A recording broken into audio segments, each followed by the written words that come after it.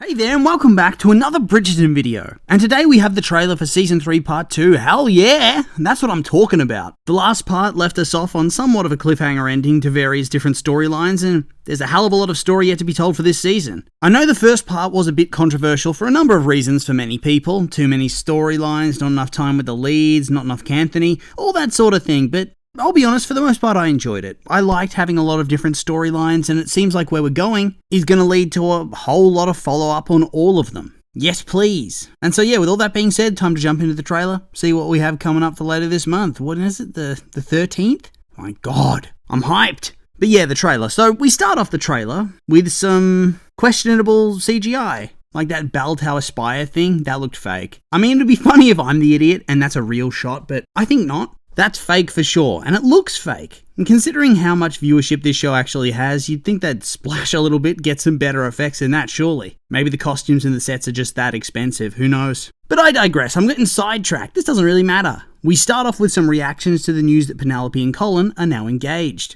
First with the Bridgerton ladies, who are all looking out the window. Perhaps one of them noticed the carriage and they were wondering who was in it, because they seem shocked to see Pen here. And Violet, Francesca, Hyacinth, they all seem pretty thrilled, and why not? They all think she's nice. And I think some of them, Violet for instance, probably noticed the tension brewing over this season. I mean, I do remember there being a shot of Pen and Colin speaking pretty intensely, and you could visibly see Violet in the background going, So she knew on some level that this was in the cards. Maybe not at this exact moment, but it was coming.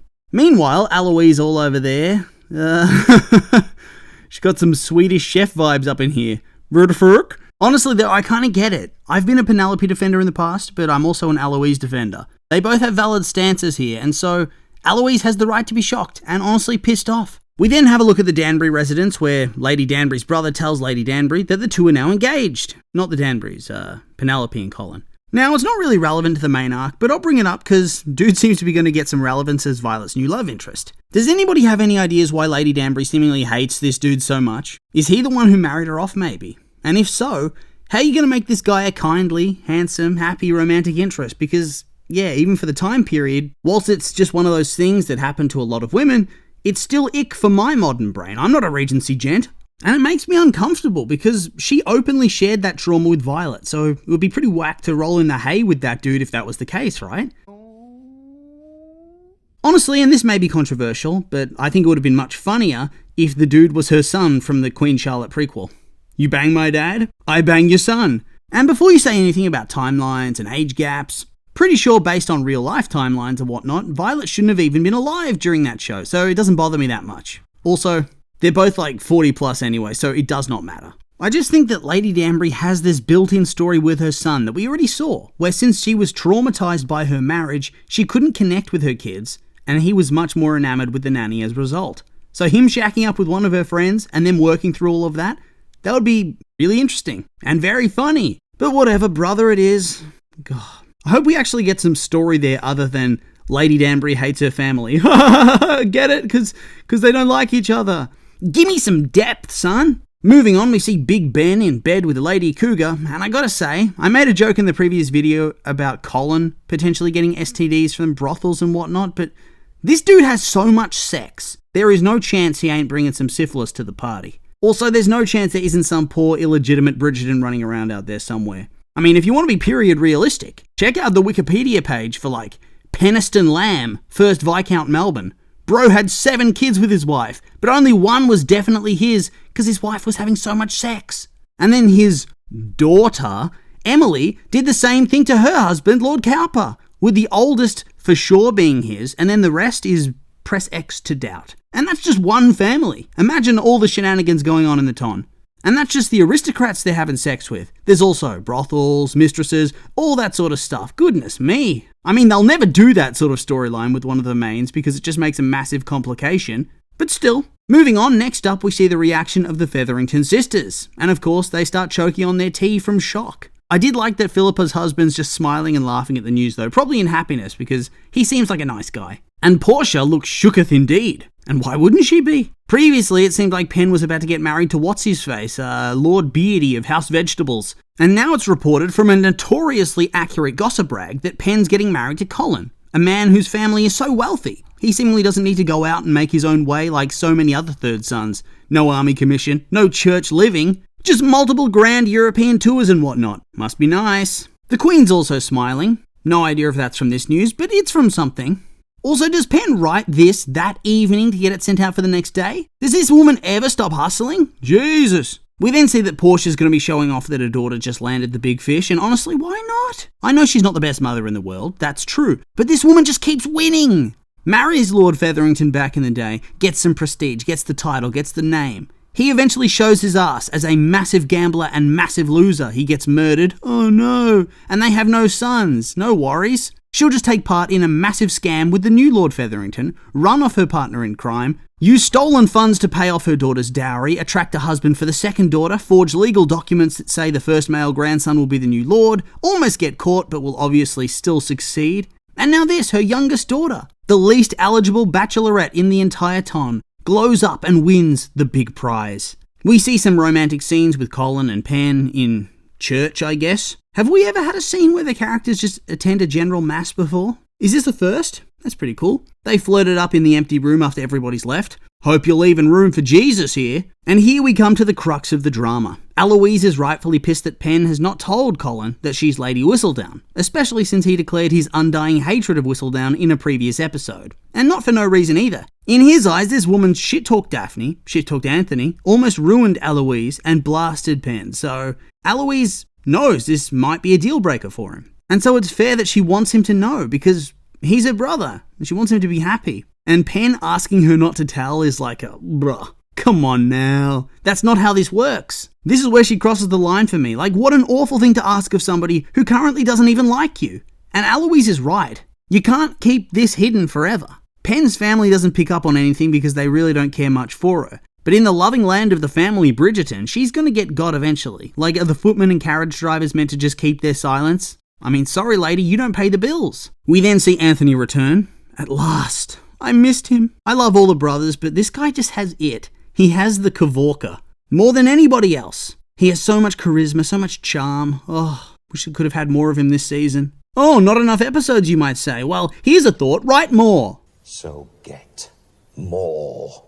This is one of the big Netflix shows. It's criminal they're not doing 10 episodes. 8 episodes. Kiss my ass, mate. We should be having more of the family banter scenes with all three lads where they chuckle and talk about how Penn and Colin seem suddenly getting married out of the blue with no build-up, and how it's obvious it's because Colin has compromised the lady's virtue.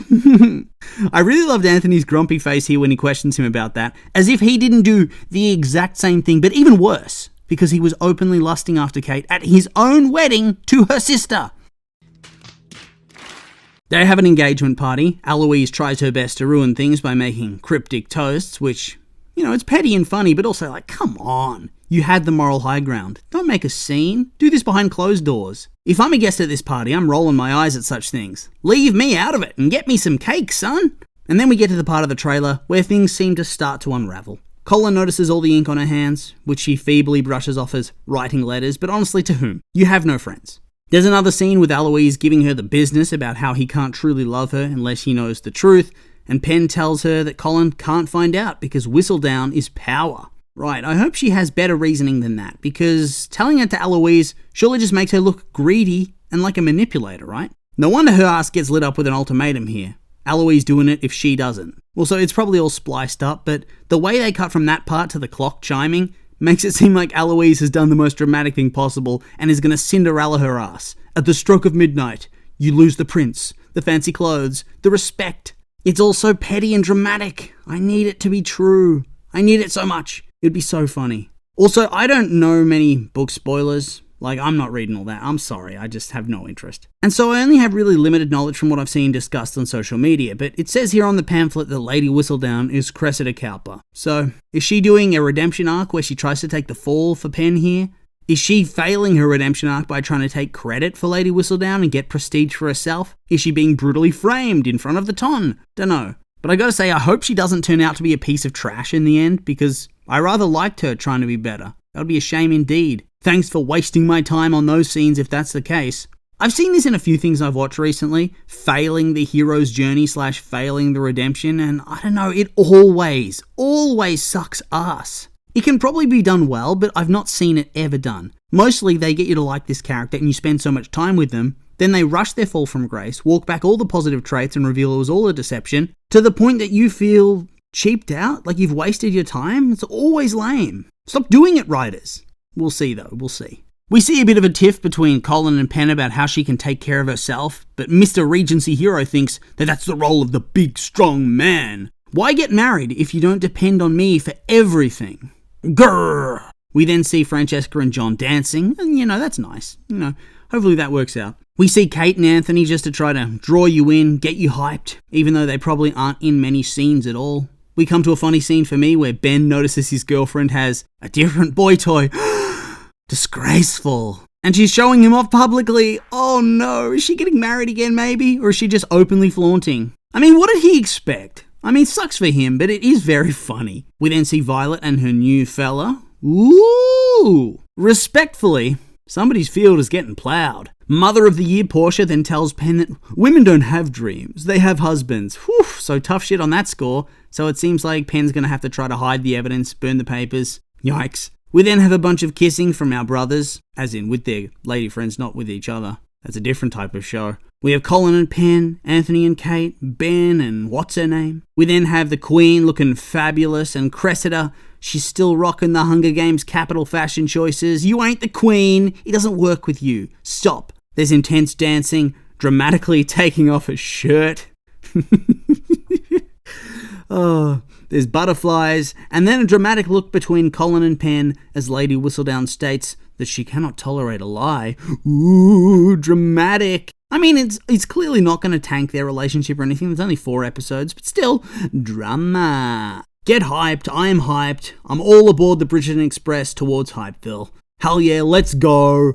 And so yeah, that's the end of the trailer, end of the video. But I would just like to remind you, these have just been my opinions, and now I'd like to hear yours. What did you think of the trailer? You like it? Hate it? Are you hyped for the next part of the season? Maybe not. I'm curious for your thoughts, so make sure to like, comment, and subscribe, and let me know.